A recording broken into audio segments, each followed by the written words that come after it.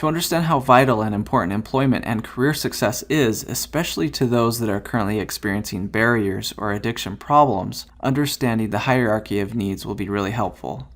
As mentioned before, people build their self-concept, the way they see themselves, self-esteem, and self-reliance on their employment. What you do in life determines who you are, and this is largely reflected in your occupation, what you do for a living. Over and over again in my office as a rehab counselor, I saw people receive a huge blow to their psyche and mental health if they could not find employment or if they lost a job that they've been working in for years. This shows you how closely tied mental health and self-reliance is to employment. Your occupation becomes a part of who you are. It's your self-identity.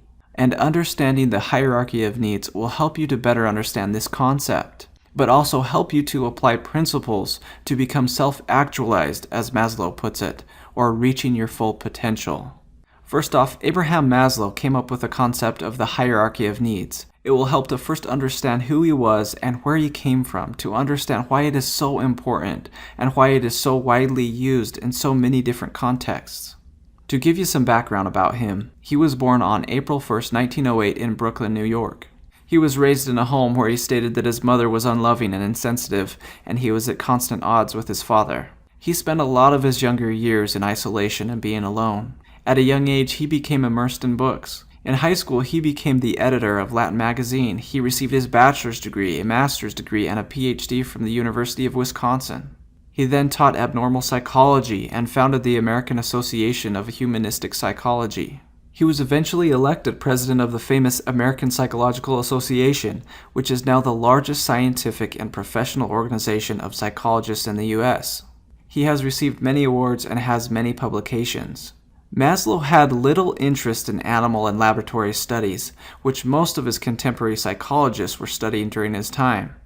He chose to study and collect data from outstanding individuals or those that achieved a great deal in life. Now this is important, and why this is so important. Through his study and research, he discovered that people have certain needs which do not change with origin of birth or genetics or culture. These needs are hardwired in individuals regardless of cultural differences. These needs are categorized into two types. You have deficiency needs and growth needs. Deficiency needs are the most basic, and they arise due to deprivation or lack.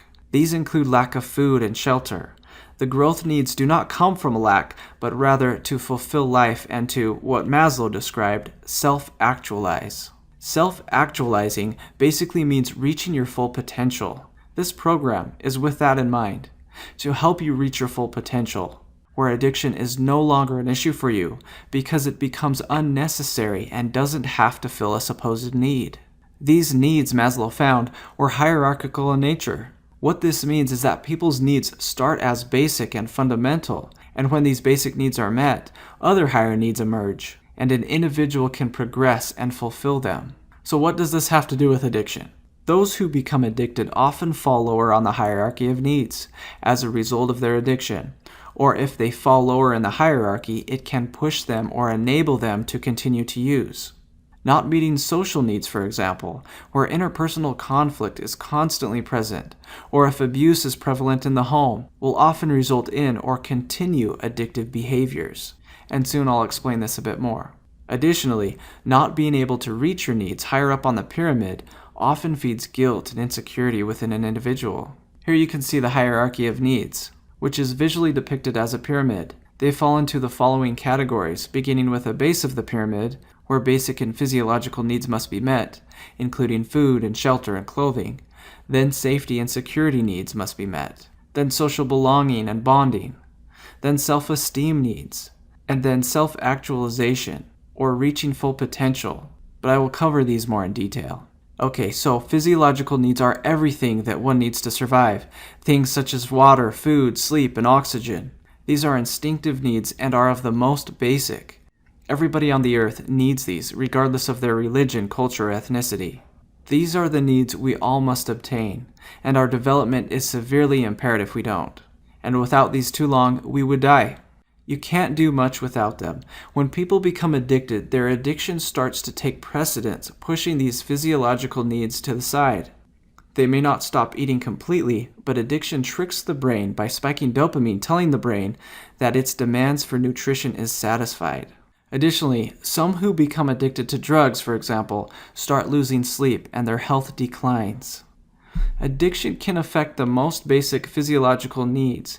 This happens because addiction occupies the survival part of the brain, and an addicted individual, heavily addicted to drugs, when asked if he wants his heroin or food for the day, he'll choose heroin.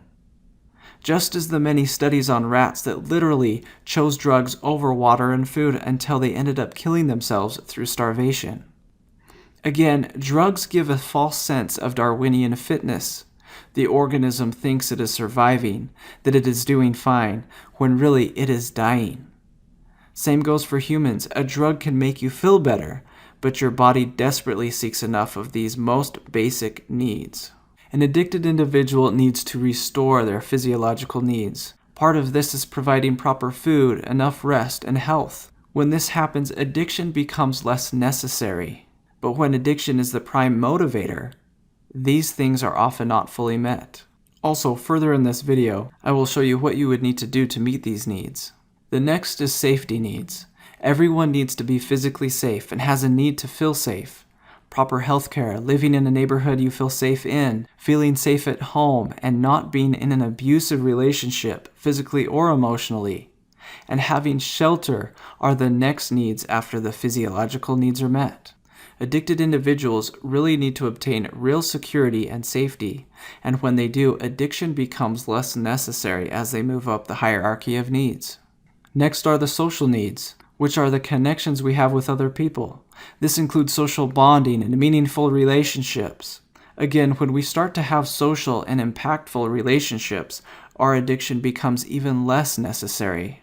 I have seen several studies that show individuals that are living in a broken home or a home where there is constant conflict aggravates addiction problems.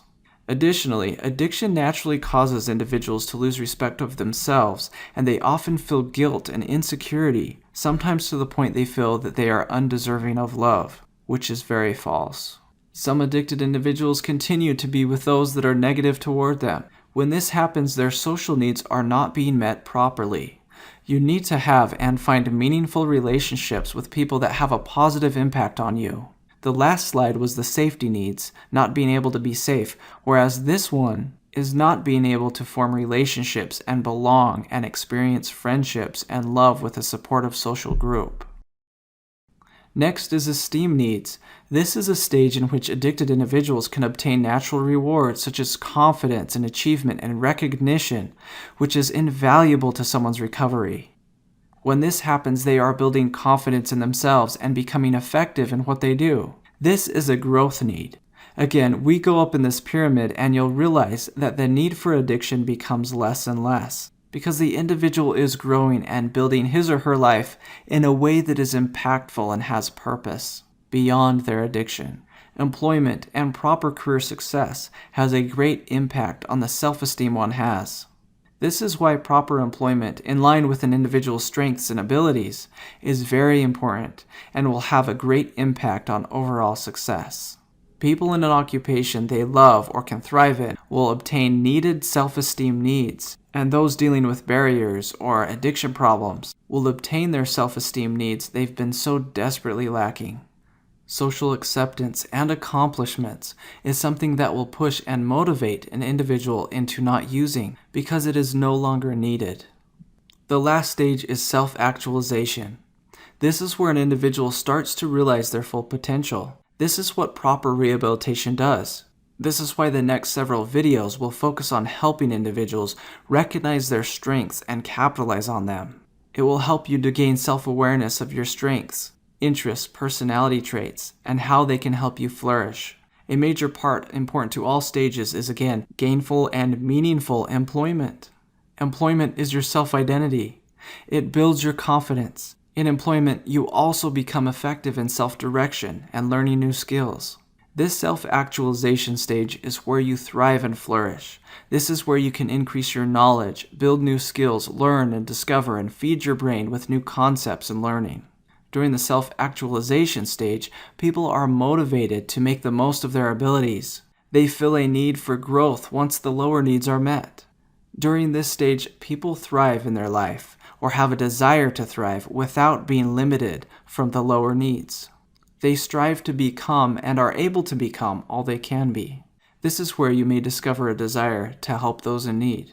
Okay, so how do we apply Maslow's hierarchy and meet these needs? As mentioned before, gainful employment and meaningful employment is huge. Some other things that you should do, though, is to do small things outside of that as well. These may seem small, but they will be very helpful and beneficial. And it is important to understand that some fall to the bottom of the hierarchy of needs due to their addiction or other unforeseen circumstances. You usually don't sit at one level for too long. Life is always changing, so you may go up and down out of different levels. But you'll need to meet your basic needs. Those who become addicted often hit bottom. And looking at the hierarchy of needs, having some aspects of hitting the bottom, which is mentioned in AA, some addicted individuals, when they hit bottom, their brain takes a sharp turn inward and looks at primary survival. But you do not have to hit the bottom. You just need to make sure that you can meet your needs on every level and you will move up. You need to make sure you get enough food, have breakfast, lunch, and dinner. Have frequent healthy snacks such as whole foods and nuts to keep your brain's neurotransmitter activity regular, instead of frequent fluctuations. Even correcting room temperature is something that you can also do. Try to meet all of your physiological needs. You can also see safety needs here. This is something that you need to seek out. You need to meet these needs by being around positive and supporting loved ones. They must exhibit non-threatening behavior. You must also have the proper care and healthcare services when needed.